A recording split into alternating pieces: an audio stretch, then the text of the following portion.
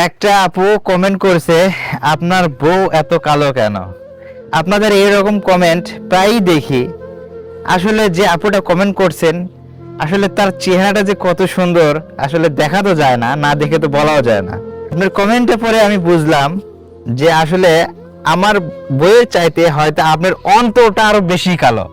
তাছাড়া এরকম প্রশ্ন হয়তো আপনি করতেন না। কি কারণে?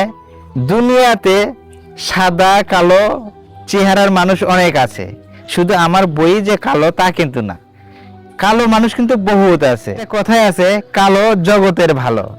নদীর পানি কালো হলেও বা ঘোলা হলেও সেটার কিন্তু একটা মূল্য আছে। তো আসলে কালো মানুষের কিন্তু অন্তরটা সবচাইতে ভালো হয়।